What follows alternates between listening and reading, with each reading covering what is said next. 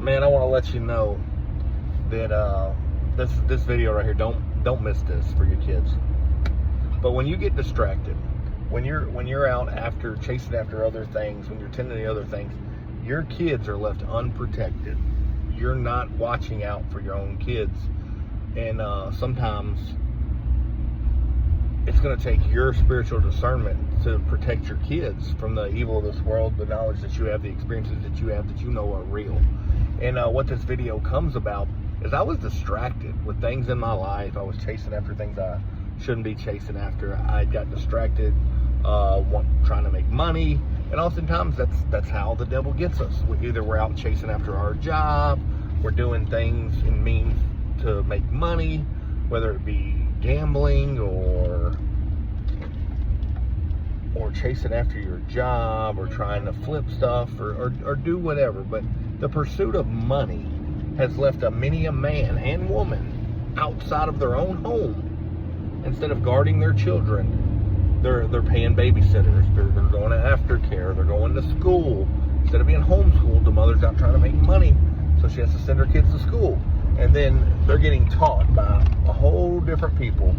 And instead of God's will being done in the lives of your kids, and you teaching them what you want to teach them, somebody else begins to teach them. And this is distracted. This is you being off. And what brought this to my attention was the Spider-Man movie. I sent my son to see the Spider-Man movie, and as I was watching the previews, I was there with him.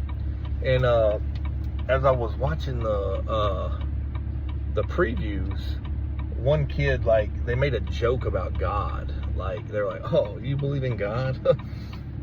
Like, you're stupid if you believe in God. And I said, man, look at that subliminal programming.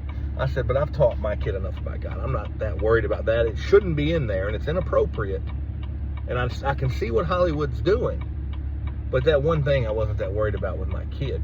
But so I left because I went off to do my own thing.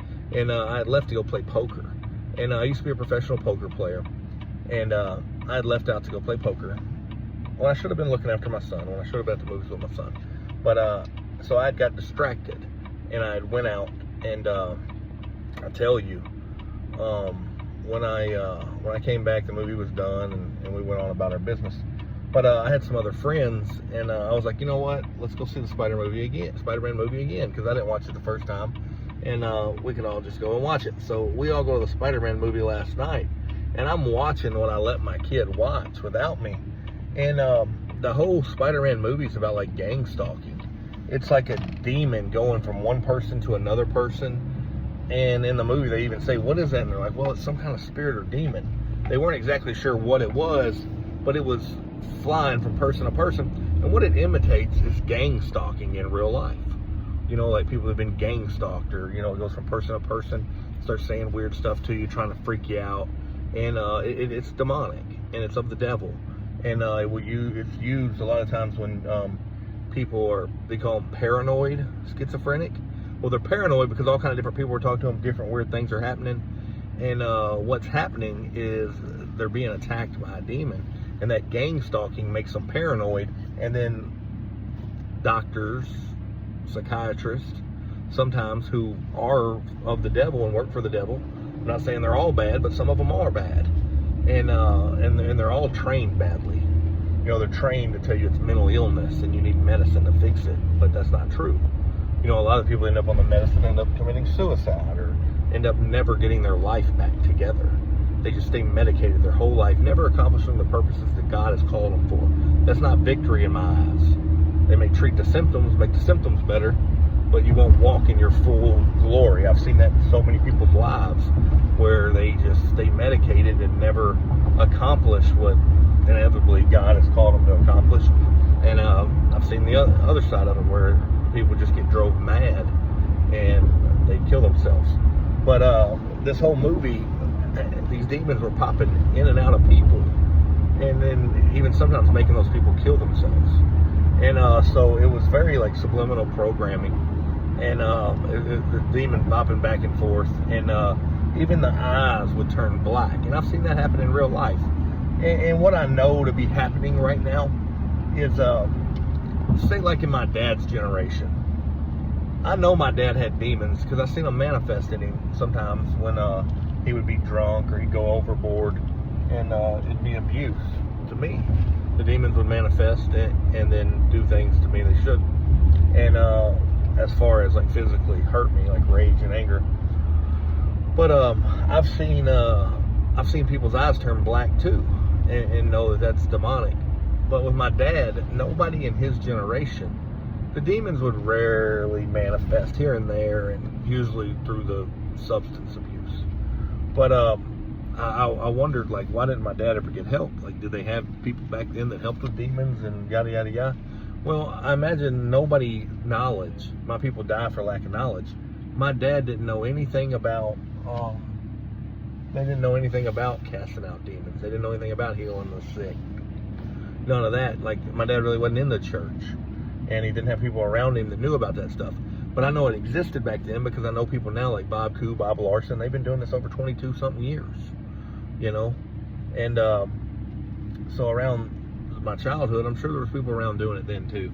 You had Derek Prince and all those people, but there were just very few of them doing it. And it's becoming more and more prevalent, having people that cast out demons and seeing this manifestation more often, because demons are becoming more and more prevalent, like more than you can ever believe before. So much so, now the devil's even putting in our children's cartoons so that they can start desensitizing the kids, because they know this is coming more and more prevalent. And I tell you, and it makes it like that there's a superhero like Superman that stops it. I'm going to tell you, there are people that can stop these demons, and they can stop these things that attack people in their minds, but they're men of God, and they're ordinary looking men. You know, they might not appear to be a superhero to you. It's going to be ordinary men like me that pray for people and cast out demons, like Bob Koo, like, you know, like so many other people I know that are casting out demons and helping the sick get healed. And I tell you, sometimes they won't look like you expect them to look, the people that can actually help you. And I'm going to tell you, if you have demons, a lot of times you're not going to want to go to the people to get help. And in the Bible, over and over again, when God delivered people, when he set them free, it was through people. The apostles were the ones going around casting out demons. You know, the disciples, the apostles, those are the guys that went around, the 72. Those are the ones that went around casting out demons. And very, very rarely did you see somebody, I don't even know if there's a mention of somebody getting delivered from a demon that fully delivered, that wasn't done by an apostle or a man of God. Like, you know, comment on the video if you've got some instances, and I'm gonna research it when I get off of here. So there may or may not be, but I don't think there really is. And if there is, I know 9 out of 10 times it's through a man of God, an apostle, one of the 72, the people of God, the evangelist that was going around doing it. You know, those kind of people that were doing it, people in the fivefold. And when these things get bad, we have to turn to the men of God, and we got to teach our kids that we got to turn to Jesus. You know, Jesus is the only way to get free of these things in the mind, and we got to teach our kids what they are. We can't let Hollywood educate or desensitize our kids to demons and what they are. Today, I'm going to go around and I'm going to ask 10 people if they believe that demons are real today, or if they ever have any experiences with them. And that's what we're going to do today. Noah, what do you think about that Spider-Man movie?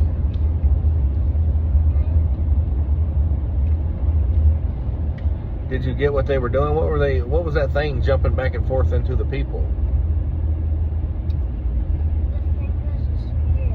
It was a spirit? Okay. A devil? What did you think about that? Nope. Noah, you're one of them superheroes that are going to cast out demons, ain't you? Yeah. Well, I pray, you know, if your kids spend much time watching movies or on the electronics and the tablets and things, I pray that you really guard what they're watching, and that you educate your children yourself, because it's a dangerous and treacherous world with all this technology, with all this indoctrination, bewitchment right at the fingertips of us and our children. These phones are so addicting, the electronics and stuff. It's something that needs to be managed and maintained something that we need to walk in discipline in our lives. God bless you guys.